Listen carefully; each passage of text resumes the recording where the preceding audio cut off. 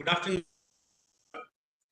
Welcome to the 190th episode of Talk the Book program of AP State Council of Higher Education. It's my pleasure to introduce a bright and talented student who will be reviewing O.Henry's The Gift of the Magi and other short stories for us today, Miss Akshaya Kalapala. Akshaya is a first-year BTech student specializing in computer science engineering at Andhra Loyola Institute of Engineering and Technology. She is a voracious reader with a deep passion for literature and a flair for her exceptional communication skills have been honed through active participation and essay writing competitions, where she has consistently impressed the judges and audiences alike. Among her many achievements, Akshaya has earned prestigious accolades, including awards at the Sakshi Spelling Bee event, a testament to her linguistic prowess. She is also a lifelong learner, holding various certifications that showcase her dedication to self-improvement and personal growth. Today, Akshaya brings her unique perspective and love for storytelling to review one of literature's timeless classics, The Gift of the Magi and other short stories written by William Sidney Porter, popular with his pen name O.Henry. We are delighted to have her with us, and I am confident that her insights will inspire us all. Please join me in welcoming Ms. Akshaya Kalapala. Over to you, Akshaya. Thank you, sir, for your introduction. I am Akshaya, pursuing my first year computer science at Andhra Loyola Institute of Engineering and Technology in Vijayawada. At the outset, I wish to thank the in-charge chairman and director of QAC of Akshaya, Professor K. Ramohan Rao, for giving me this wonderful opportunity to explore my ideas. I also thank Matthew Srirang sir for encouragement and support. Good afternoon to today's topic of Talk the Book review is The Gift of the Magi by O.Henry and one other story. Firstly, rather than diving right into the story, I would like to share some of my views on the author O.Henry. O.Henry is a very well-renowned short story writer. He is known for having humor and has also got a O.Henry. He was born in the year 1862 and passed away in the year 1910. He worked various part-time jobs. He has done many. He has very good works under his credit. Some of them are like The Gift of the Magi, The Last Leaf, and The Ocean Eyes, etc. He also went to jail in the year 1898 for embezzlement, for which he claims that he hasn't done it.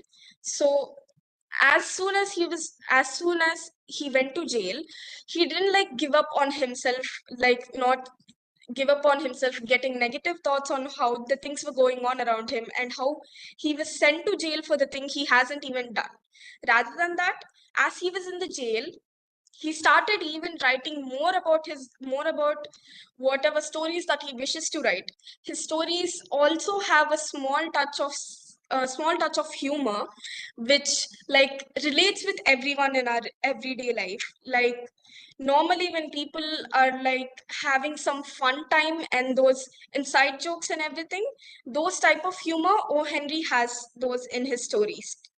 As he was in the jail, he started writing even more stories. After that, he was in the beginning given 5 years of sentence, but due to for being on his best behavior, he was released 2 years prior. That he was there in the jail for 3 years. So today's stories that I wish to talk are about like The Gift of the Magi and The Last Leaf. Rather than firstly diving into the story, The Gift of the Magi right away, I would like to first share my like small character analysis on the characters. There are mainly two characters in the story, Jim and Della. They are a very young couple who are very loving. Jim is approximately about 20 to 30 years old. It was not mentioned, but we can see as they were talking to each other, we can like guess it in an age. Jim and Della, they have been married for quite a few years. In the starting, they were actually quite well off. Rather than saying well off, we can say that they were doing quite well in terms of financial stability. As the days goes on by due to recursion period, his income was shrunk to $30 to $20. The Now the apartment they live is like $8 per week. Their rent, and the apartment has, it is a very shabby apartment. Door the doorbell which they have, it's not even enough to keep a finger in the doorbell to ring it in. Now their lives have transitioned very badly, but they are still keeping on hope that they can make their life better in the days going on by. So the story actually starts with the protagonist Della counting her money and realizing that she has only $1.87. Even after bulldozing near the vegetable vendors, even after bulldozing every every store she went, she still saved only $1.87. Usually, if it's a normal day, if she had only $1.87, she wouldn't like be that bothered on how like she could save even more money. But it was actually the Christmas Eve. So the Christmas Eve, they have a tradition of gift giving. If we think about it, the tradition of gift giving, we can like, when was it started? If we like think about it, like if we can see from the title, the gift of the Magi, we can see like we can learn about the Magi, who are like the three kings, Casper, Melchior, and Balthazar. They are the people who gifted baby Jesus some of the most precious things that they have in their kingdom, some most precious yet then authentic and costliest things for baby Jesus. Since then, the tradition of gift giving was started in the society. Each of them gifted gold. One gifted gold, one gifted frankincense, another gifted myrrh. They like start the gift giving ceremony or the tradition started from that certain era, we can say. So let's move on with our story, the gift of the Magi. In the gift of the Magi, the protagonist, as she counts her money, we can see that she's in total denial, that even after counting so much, she is recounting it like for a lot of time, that it can't be we have, why do I have only $1.87 even after saving and bulldozing my the whole month or the whole year? Why do I have only this much money left? And since it's the Christmas Eve, she wants to buy presents for him, for her husband, who she very much loves, who's Jim. So in that present moment, she went and sat on the couch. She was just thinking and she was bawling her eyes out a little. As she was crying, her her hair accidentally unties, and she realizes that she has quite a long hair, which was already there from the starting. She realizes it in the present moment. So when she realizes that she has quite a long hair, she goes in front of a pier glass that she has like in her living room. She has like a small pier glass. She stands in front of the pier glass and realizes that that's quite long hair and I can maybe sell it. Technically speaking, if it was me in that position, like normally anyone who loves their hair and whatever they have with them, she was like, at that moment, she had the idea to even sell her hair so that she could get some money and buy the gift for Jim. If it was me in that position, technically speaking, I wouldn't sell my hair because it will literally symbolize me, my identity, and everything. It will symbolize how I feel about myself because hair holds memories, just like everyone says. It is very important part for a woman to have her hair. It is important for some people who wish to have it and who do not wish to have it. If I take me as an example, I love my hair and I would like to have it for a long period of time without even taking out. So I would actually deny, like, I would have like second thoughts even after thinking a lot. I would have second thoughts about cutting my hair. But Della didn't hesitate because that's just like symbolizes her love towards her husband. So right away, right, even she did not even take a minute. She right away took her old brown jacket and an old brown hat. She put it on her head. She wore the jacket. She went down the street, like ran to a salon. Who is like, which salon was that? We can say like it's Madame Safroni's salon. She is a hairdresser in their street, we can say, or in the certain area she was living. So as soon as she entered the salon, she asked Madame Sifroni if she can sell her hair. Madame Sifroni replied that, show me the size or the length of your hair, the thickness and everything. She showed her hair, and Madame Sifroni offered her approximately $20. Not approximately, precisely $20 for her hair. She right away accepted for that. She accepted $20 from her. She got her hair cut approximately to this size, we can say, because maybe this here, because it looked like a boy's haircut. All her hair was cut off. She was sad a little, of course, but that's a normal reaction. Every human has that. But she was also happy that she got the money so that she can buy presents for Jim. So, right after getting the money, she went out ransacking all the streets so that she could like buy a best present which is suitable for her husband Jim. She was going to all the stores, like searching for what is like most important or something which symbolizes him more. Then she came across a platinum fob chain, which is like, now we can learn about these two most prized possessions. Their most prized possessions are like, for Della, it's her hair because it's very long, shiny, silky, and smooth hair.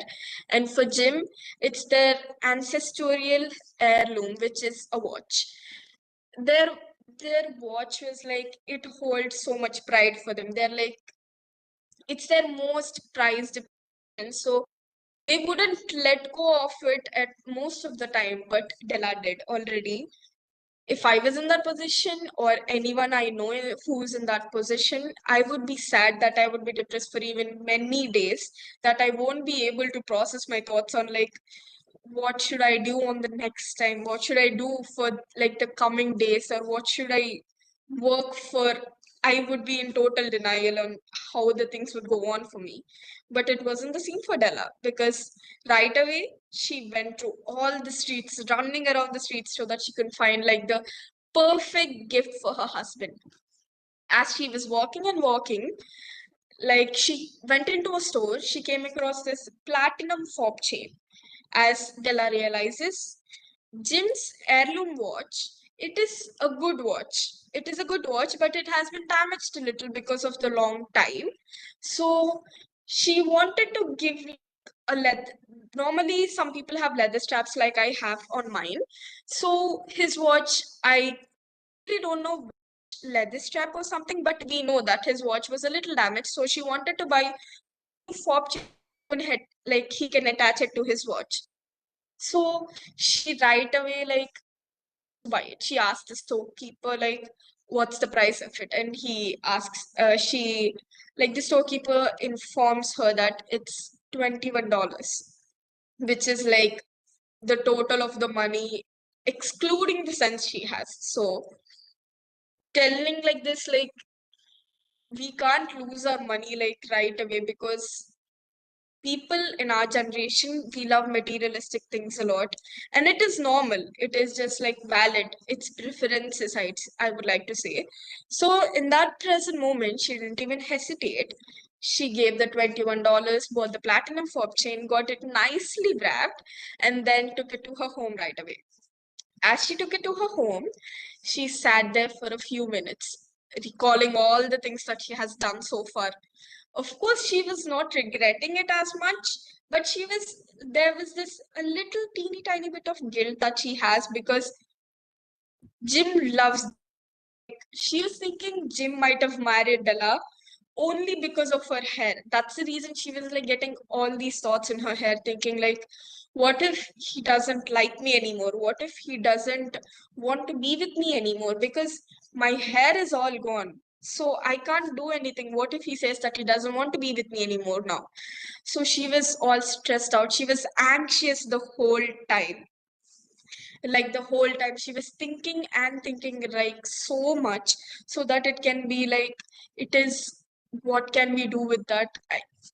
I don't know what can we do in those thoughts, because it's normal to have those thoughts right after you took a big decision in your life. So after going through a few stages of emotions, she she was like, let's move on for a few minutes, let's keep that matter aside and start cooking for the Christmas Eve dinner. So she went into the kitchen and started cooking, in our generation we can maybe call those cutlets.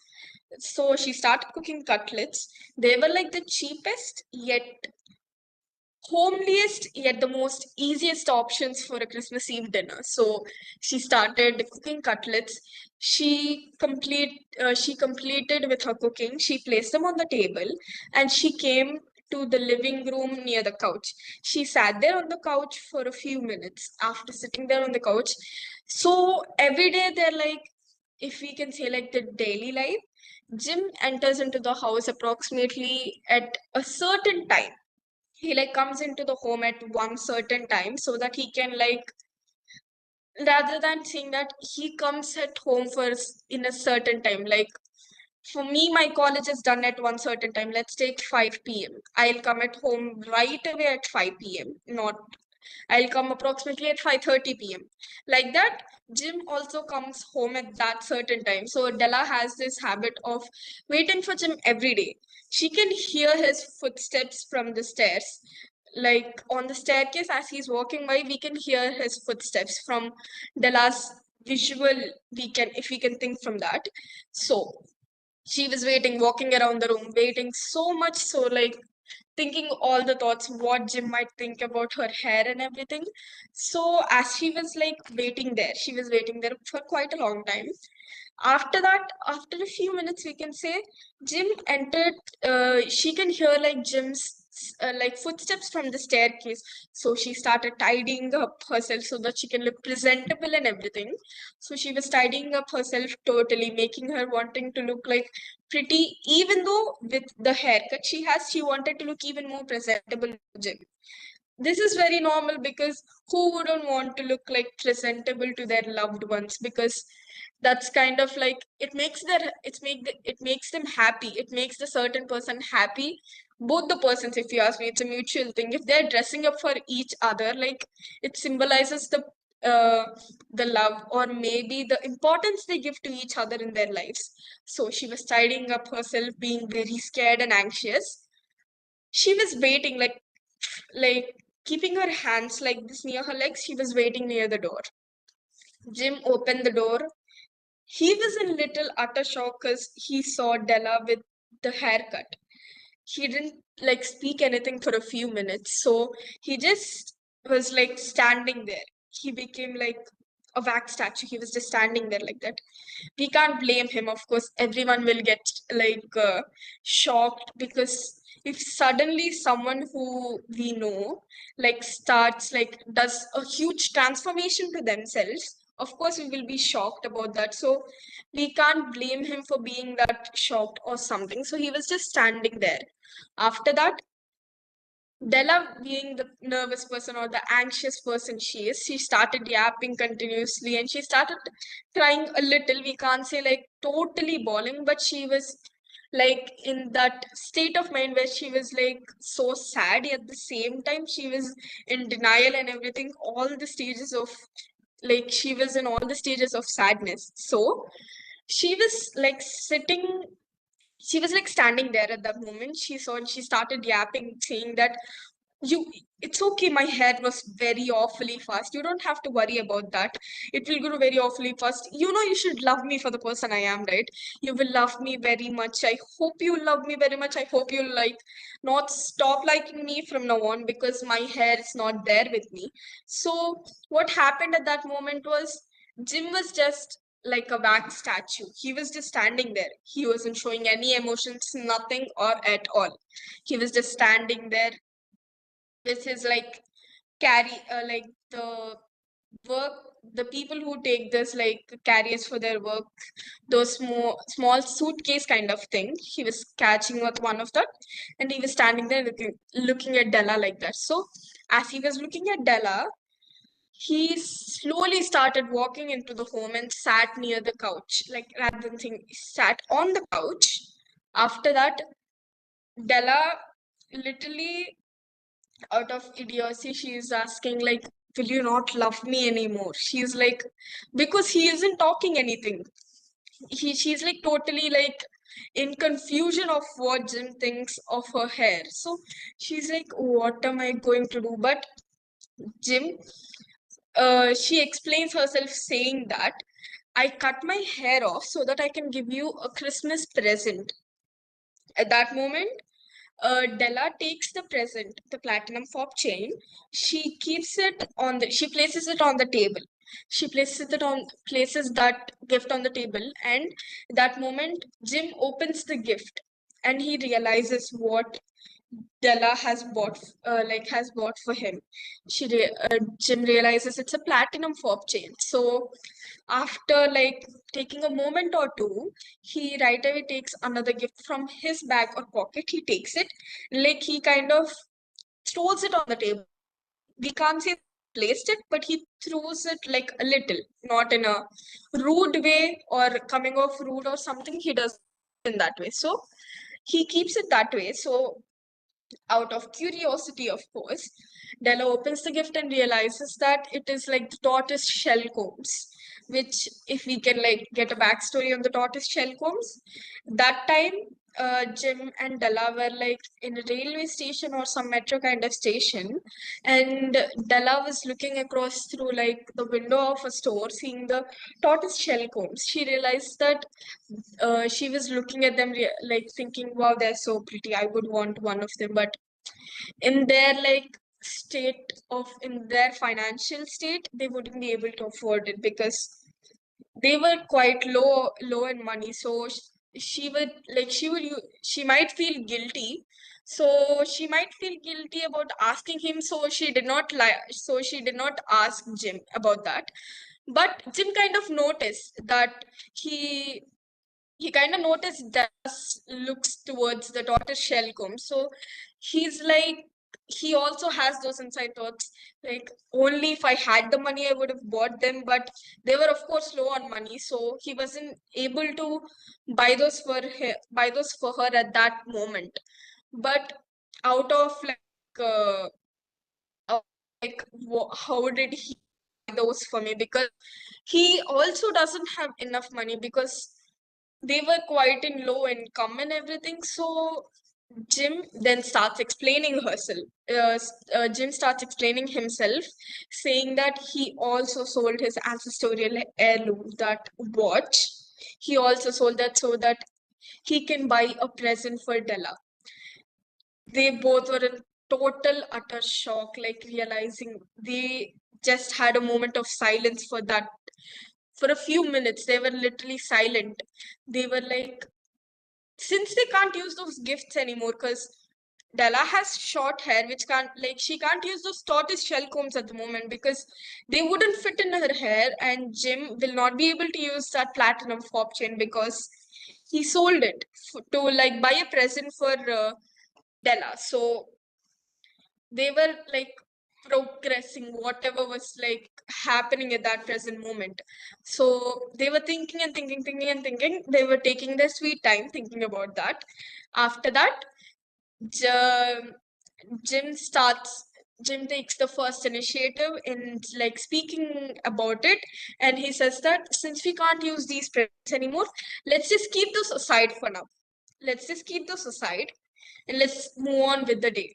The day is good. I'm accepting good, but it can be even more better with us being together with each. And then the story ends with sitting on the table having the cutlets Della made for the Christmas Eve dinner. As they were eating, they just like enjoy their presence with each other. They keep talking with each other. They're happy, and that is what it all matters for them at that moment.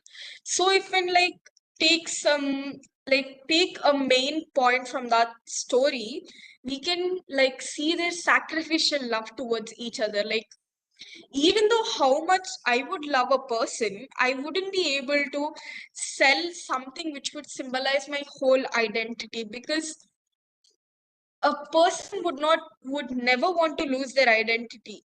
So it just shows how much love they have for each other. They were like I can do anything for each other. In this generation, there's a saying called like uh if he wanted to, he would. But like it does not just apply for Jim, it also applies for Della, because both of their most prized possessions, so that they can give them the gifts give them the gifts. So what happened was now in the starting of the story, I told about the Magi, the three kings. The three kings, they bought the presents, which were like the most pricey yet like the most authentic presents they had in their kingdom. It just like it those presents were not out of love, I would say they were out of respect towards baby Jesus. But if we look to Jim and Della, it shows the like total love that they have towards each other. They were called the wisest of the wisest. The kings were called the wisest of the wisest because of the presents they got for baby Jesus. But if you ask me, I would say Jim and Della are the wisest persons for the gifts they bought for each other, because it just shows the love they have towards each other, and it shows the importance they hold in each other's life. Like if we look at it on one perspective, we might think, why are they even buying presents? Let's keep the money aside. It doesn't matter if if they do not buy presents for 1 year. But it wasn't like that for them, because that certain tradition holds like a very important place in their heart, like important place in their life. And it is a very important day for them. If you ask me, it was such a good thing, or such a good love, or the respect or the importance they hold for each other is something just undeniably very good. Like if you look at it on first glance of the story, like we can't feel like it is quite relatable to us as students, because what will we do knowing about the people who just like each who just want to like buy presents and everything. But if we can take like small pinpoints and everything from the story, we can realize that, see, let's take this situation from the starting. Della was was sitting like out of sad on the couch. She like sitting, what should I do? What should I do? In this, from this, we can take like she was analyzing whatever was happening, so that she can like analyzing the things and doing it together, doing it so that the outcome could be the best one. So she analyzed that she had to cut her hair so that she could get some money. So we can take analyzing as an example. And if we can take one more thing, we can say like teamwork, because a couple needs to always have teamwork, and also normally people in real life need to have teamwork. Let's take an example. If we were put together in a team to do a project work, like a project work that we have to do together, it is not a solo project, it's a group project. So if we are going to, we need to have that teamwork, we need to respect each other's opinions and everything, we need to learn more about each other and everything. And this shows the how good of a teamwork Jim and Della have. Like it is just very beautiful to even see, because they respect each other, they hold like a very huge importance. If usually if in a team, if there's this one person saying like, I don't want to do work with you, I will do it by myself, it does not work that way. Things will not work that way. If we are in a team, we have to speak to each other, and we have to do things in respect with each other, and do things with like, so that we can be good towards each other. At the same time, we can like do things effectively and more efficiently. So if we can take one more point from the story, we can say like the teamwork that they have. So by this, I would like to conclude my first story, The Gift of the Magi. And I would like to move on to the second story, which is The Last Leaf. The last leaf is the story which talks about hope that we have in our life. It talks about friendship. It talks about many things happening in our life. So, in this present story, in the last leaf, we can see that I'll provide a small character analysis on how many characters are there in the story. So there are like three characters mainly who are Sue, John C, and Mr. Berman. Sue and John C were like very good friends. Like rather than saying, you know how people would say like childhood friendships would last more than the friendships that we have in our like 20s or 18s. Childhood friendships would last more, right? But it isn't like that in their case. Sue and John C were very young and very well known artists in their generation or their era in that place. So they were quite very good artists, and their first meeting was not from the childhood. They first met each other in an art exhibition. In that art exhibition, they of course went as guests so that they can see so that they can get maybe some inspiration from the art that was present in that. They went there so that they can see what's happening and everything, and they came across each other, just like we can say destiny that they came across each other.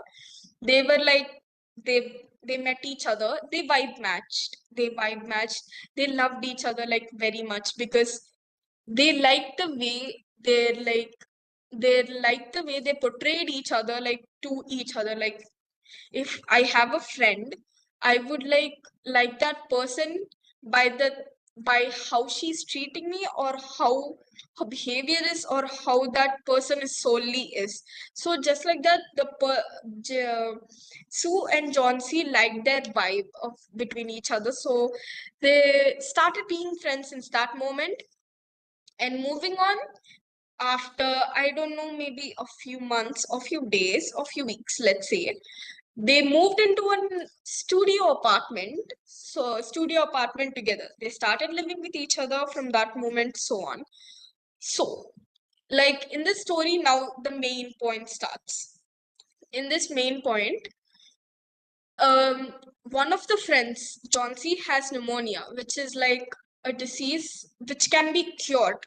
Which can be cured, rather than saying cured, we can say which can be treated at that moment a little. Like it can make the person feel better, but it cannot be like totally cured right away. Because see, in our generation, we have like remedies for many things in our lives. Like, let's take COVID 19 as an example for no one. We didn't have remedies in the starting first year of COVID. When the COVID started, many people passed away, but we did not have remedy at that time. But doctors and the scientists were trying their little best so that they can provide a vaccine outside and so that they can save more people.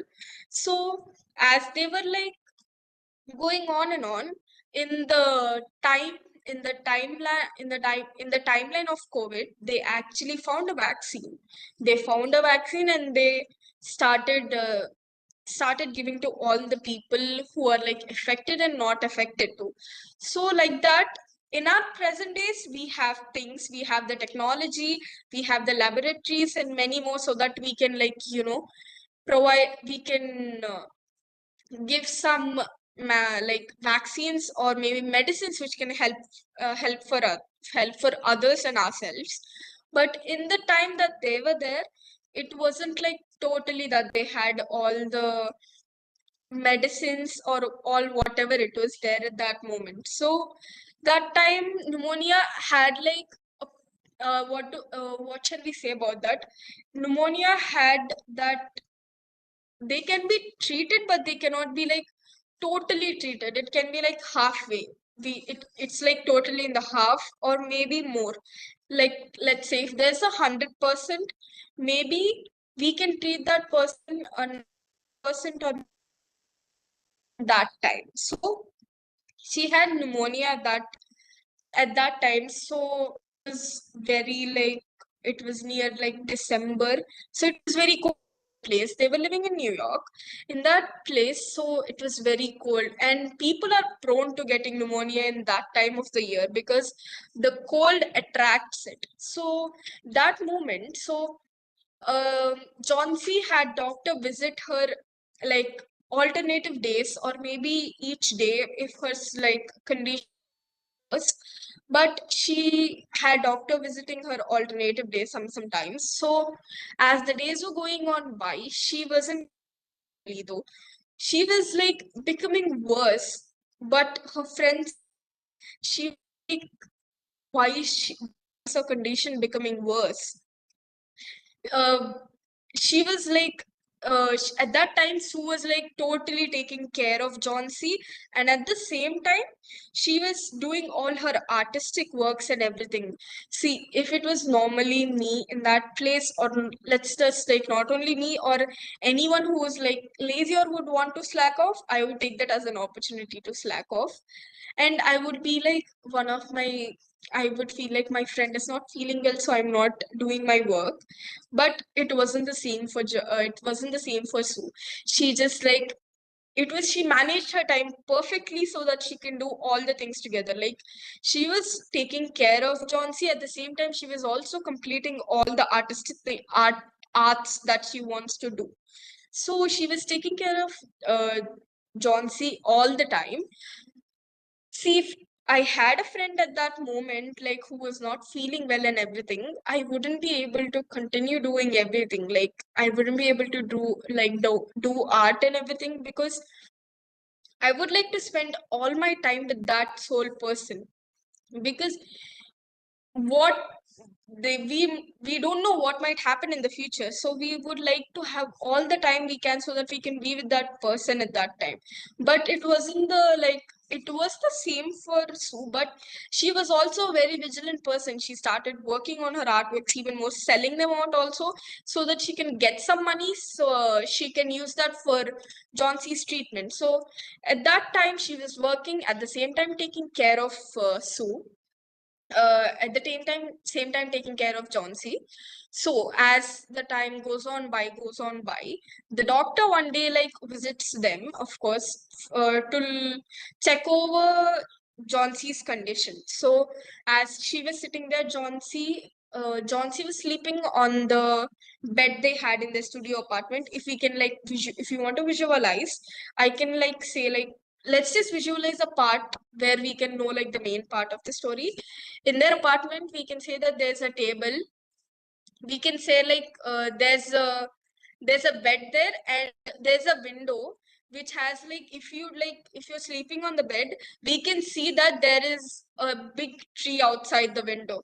So as we can see, that's like something we can visualize with our mind. So at that moment the doctor visits Sue and Johnsy uh, to check over her condition. So after like a few minutes after checking over her condition, uh, the doctor calls Sue out of the room, asking to talk with her so that he can have a conversation on her friend's condition. So as they came out of the room, the doctor expresses his concerns that I would very much like to treat her very well, even more than how I am doing now. But it's just that your friend has lost the will. She doesn't want to do it anymore because she's like, I am unable to do it. It's like hard for me. We can't say that. Let's just take a person who is suffering from depression. We can't go to that person and be like, you have to get well right away, you should not take the time. We cannot do it like that. We have to give them some time. We have to be slow, we have to be patient with them so that they can become better, not in like an forced rushed manner, but in a healthy manner. So we can't just go to them and be like, see, even if they're taking medications, sole medication would not help curing them. It would also take the will, it would also take the hope so that they can live their life and everything, so that she can proceed or move on with her life. In this condition, John C was like, I can't do it anymore. It's hard for me. She's in that state of her mind. She's unable to do things anymore. So she's sleeping on the bed. Like when the doctor and Sue were outside talking with each other, John C. turned aside towards the window. She was watching through the window. As I told you, like there's a tree in the starting. She was looking at that certain tree, thinking like, why do I feel like that symbolizes me or my life? Because it is like the December season, and it also is like there were like huge storms and rains at that moment. So it was raining continuously, and the tree was in a very bad condition at that moment because, of course, because of the rain, the leaves were falling off the tree, and she was like connecting her life to the tree. If there's like one more rain, like one more like huge storm that coming day or the coming evening, the tree would totally like fall down, or the tree's leaves would be totally gone. This is where we like connect the title with the story. Now the last leaf here, she's thinking about the leaves symbolizing her life. So here what happens is that as she is looking out of the window, staring at the tree, Sue enters the room. She like there's a she's like John C is sleeping on, and Sue comes and sits right beside her, placing a hand on her. They were like just sitting talking and everything. Then Sue brings up the conversation saying that, what's wrong? Why are you like feeling this way? She asks her, like, what is happening and everything. And then, like, John C says her feelings out, saying that I feel like that tree symbolizes me. The tree's leaves mainly symbolize me because she's totally comparing her her life with the leaves on the tree. So she shares all her concerns with her friend Sue.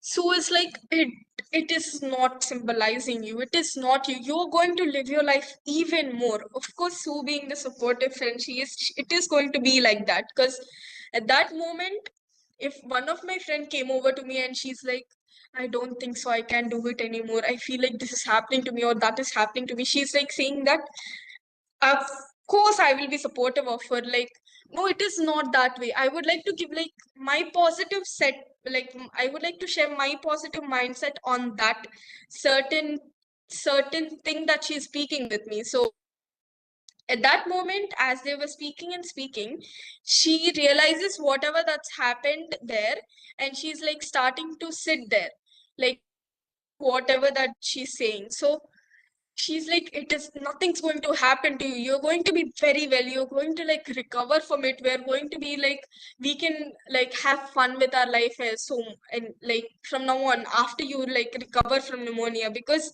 you're not going to leave me. I know you will not, because how will you leave me because you love me so much, like in like jokeful at the same time with so much loving manner. So after that, Sue was a little bit in like she was scared that if she is like keeping on staring on the leaves that were on the tree, she was thinking that her mindset would become even more and like more and more negative and bad. So that moment she closes the windows curtains, and she's like, now sleep. Turn to the other side and sleep. John C listens to her and she goes to sleep. And that time, so Sue has to go to draw, like go to paint her art. So she goes to her neighbor, like the person who's in the same apartment complex, who's Mr. Berman. Here we get to see the third character in the story. In this story, they're like only these main characters in the story. Mr. Berman. So Mr. Berman is also a very good artist. He lost his wife very ages ago, but he still loves her like with all his heart and everything, and he still like starts with the art and everything, but he doesn't like show anything outwards. He also has this in his mind that up until this day he has a canvas in his room, which is like, it should be there for me for my best artwork. That should be for my best and the best artwork. So at that moment, now this is like the character analysis of him. Now Sue goes to Mr. Berman. They were like together. They sit down together in a room. They sit down, and they like start talking with each other, and Sue also explain so sense like explains about her concerns to Mr. Berman, like how Sue is feeling, like why is she thinking like that. I get it that she's thinking like that, but I feel so sad for her. I want her to be with me like even more time. I don't want her to lose hope. As things were going on by, they were talking, and they started working from then. They started working at that moment. So they were talking and talking. They completed their artwork, and Sue takes all her belongings and once again comes into her apartment. As she's into her apartment, she comes in and checks on her friend Johnsy. She's like checking on her condition and condition of how she's doing and everything. So she is checking on her condition, and she's like in the same now, in the same state of mind. So she's like, now Johnsy is like sleeping in the room, and now like since Sue entered the room, she's like trying to be cautious about all the surroundings so that she can have some good rest at that place. So at that night, like there was a huge storm that night because it was winter. There was like a huge storm that night. So Johnsy was thinking all the leaves would have fallen off. That means, what does it mean? If the leaves would have fallen off, does that mean my life is also going to end up that way? Is my life also going to like end right away? So she's like thinking and thinking everything like that. The next day, after the huge rain, uh, Johnsy expresses her concerns to Sue, and there she's like, "What if all the leaves are gone?" But Sue doesn't want to open the windows curtains because she's thinking, "What if actually all the leaves were gone?" And she will even become even more negative minded with that, and she doesn't want her friend to become that because she wants to be with her friend even for a long period, even for a short she can. She wants to be her friend.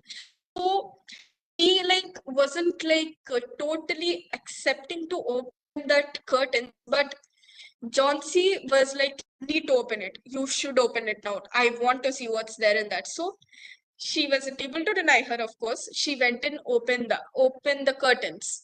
Then they both have like a sight. Both of them were thinking like, of course, all the leaves are gonna fall down. That was a huge storm, actually speaking.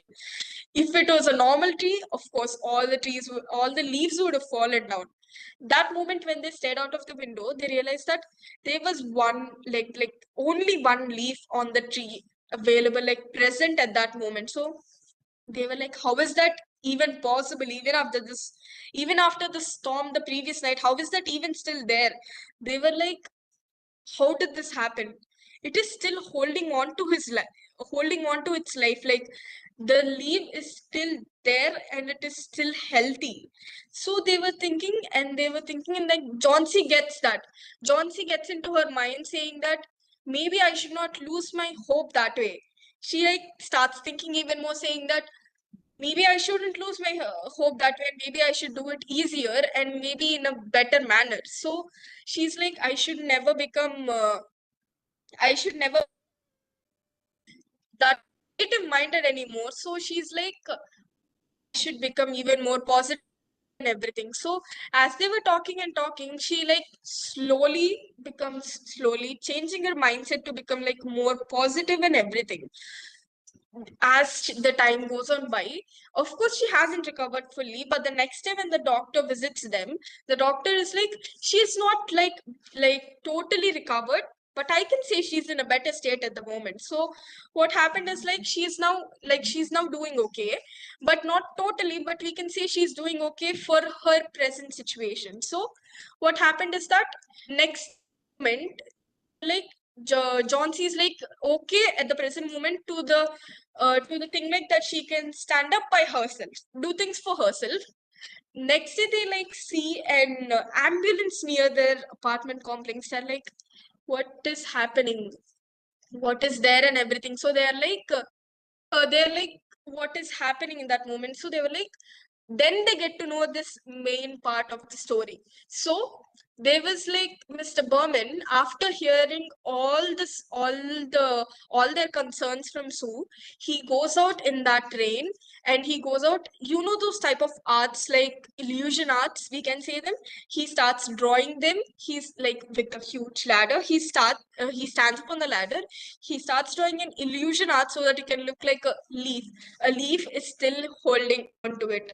So whatever John C.N. saw, it was not a real leaf, of course. It was something Mr. Berman drew. So after drawing that, it was raining. He was wearing a coat, yet of course it will be cold. So he came out and he went into his room, his apartment. He went into his like apart in his own room. As he went inside, as he was the old man, he didn't have that capacity to even stay healthier at the moment. So he was like sitting there, and in that moment he passed away because of that cold. He also got pneumonia at that moment. Because of pneumonia, he passed away. And the leaf he drew, he once again repeated the same leaf on the canvas, like the canvas that he was saying for the end, so that he can have like one of his best artworks. He was keeping that canvas for that and leaf in that. This just by this they get to know how it is for each other and how good they are to each other at that moment. So they realize that in this, like, we can see they're like, if we can take from two, they're like romantic relationships at the same time platonic friendships. If you ask me to choose one thing, I would choose platonic friendships for me. At this present moment, I would choose that for me. In this the present story of theirs, we can see that their the friends respect their friends, love their importance towards each other. Even in this certain story, they were like always there with them, even at all times. Even like, see, let's just take it as if I have my friends who are like in two different states at that moment. If they're going to come to me in the place I am, I would of course be delighted just because of their presence. Just like that, it's the same for both the stories. In even in Jim and Della's story, and even in uh, the last leaf, both of them, like, they just hold more importance by their presence in this story. As I've said in this, like, by this the stories end, this story comes to an end. By this we can see, like, in the starting I have told you about the twist known as O.Henry twist. This is like a snapper twist that he had adds into his stories. In this story, we can see, like, the twist is that from in the gift of the Magi, we can see from the starting, we can see only Della's perspective, and then at the end we get into a twist that even Jim has bought a gift, like selling his ancestral heirloom. And even in this story, in the starting of the story, by the tree, they were like thinking the leaves are going to fall off and it's going to be the end of their life and everything. But no, the twist is that the leaf that they saw was not the real one, yet like realistic one, but it was drawn there. It was painted there. The so O. Henry adds like these kind of twists in the story, which are like very good, which are like makes the story even more wanting us to read the stories even more. So by you might have thought, why would I have chosen the stories? Because I wanted to have like a certain theme for the stories I've chosen. As you know that we're getting till the end of the year, it's already December, which is like Christmas season. At the same time, it's winter. So I wanted to choose like these two stories on the theme basing Christmas and winter. So I have chosen these stories. By this, I would like to conclude my talk. And I would like to conclude my talk by showing my gratitude towards all the people that made it possible. So, firstly, I would like to thank the management of Eliot, Reverend Father B. George Reddy, SJ, Director and Secretary of Eliot, Dr. O. Mahesh, our Principal, Dr. Balaswamy, our Assistant Director, Dr. Sister Candy Dikuna, Dean of Student Affairs, and all my dear friends and well-wishers for all the encouragement and support. I especially thank Matthew C. Dungan sir for this wonderful opportunity. I would also like to thank the members of APSHI for this wonderful opportunity. I thank everyone for patiently listening throughout that talk, and thank you so much, sir, for giving me the opportunity. Thank you. Thank you, Akshaya, for your insightful, heartful review of O.Henry's The Gift of the Magi and his other timeless stories. Your reflections have truly brought the essence of these classics to life, reminding us of the enduring value of love, sacrifice, and the beauty of life's unexpected twists. As you have beautifully conveyed, O. Henry's works are not just stories. They are windows into the human spirit, filled with emotions that are relevant today as when they were written first. Your thoughtful interpretation and eloquent presentation have made us to see these stories in a new light. So thank you, Akshaya, for your wonderful contribution to our book program. And Thank you, viewers, sir. let us continue to explore the magic of books and be inspired book reviews that shape our perspectives and enrich our lives. Thank you. Thank you very much. And let us look Thank forward you, sir. for the next session next Friday with a Telugu book review. Have a great day ahead.